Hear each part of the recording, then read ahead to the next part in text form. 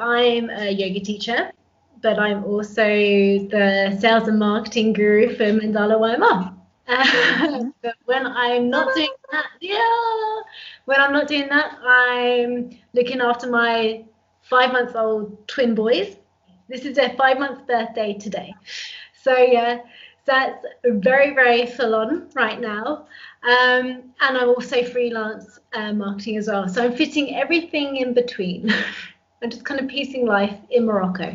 That's where I live, in Morocco. So what yoga postures do you like? I suppose not being pregnant, being pregnant with twins, which is different to with one child. And then now coming out of the pregnancy, post-pregnancy, I mean, what have you been finding works for you? So during pregnancy, I suppose my favorite yoga poses changed in my trimesters. In my first trimester, I was really lucky enough that I didn't get any morning sickness.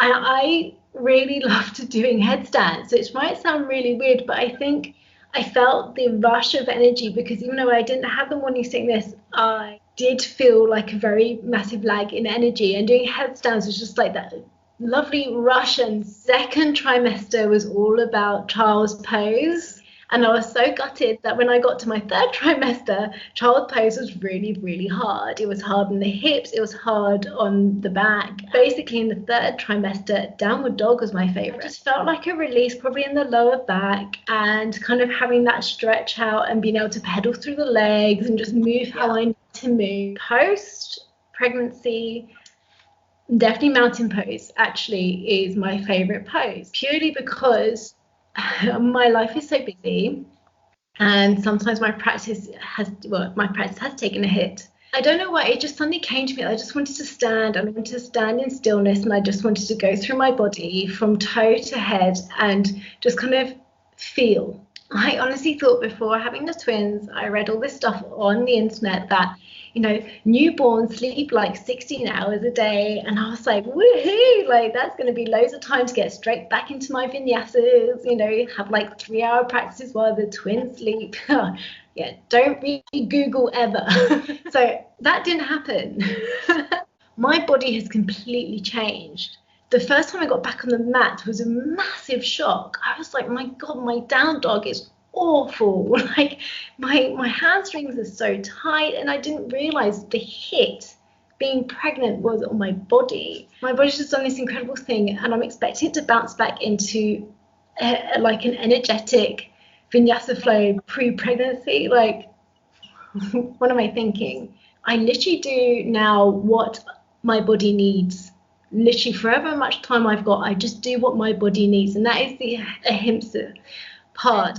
So let's have a little chat about you and your yoga journey. So I must have started yoga when I was about 20, 21. And the main reason why I started was I was born with hip dysplasia.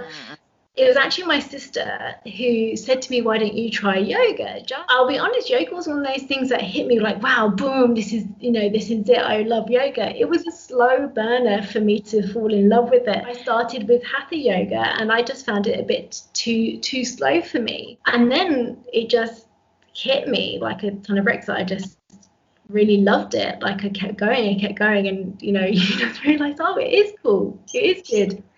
And my hip and my knee are so much better. The strengthening and the flexibility and everything it's given me is amazing. But as a kind of a side story, I've always suffered with body image problems since I was a teenager. I would always look at myself in the mirror and see an oversized person. Yoga has taught me that, you can do yoga no matter what shape, size, and all the yoga teachings is you are who you are.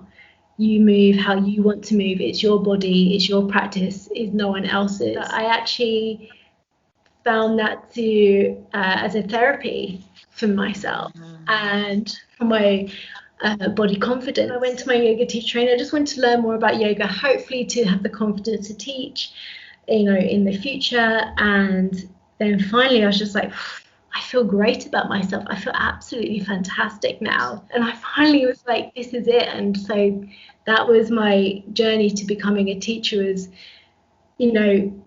wanting to experience more, and then kind of finalizing that with leaving and feeling great about myself. So that's my yoga journey. That's how I got into yoga and why I did my yoga teacher training and what it's done for me, really.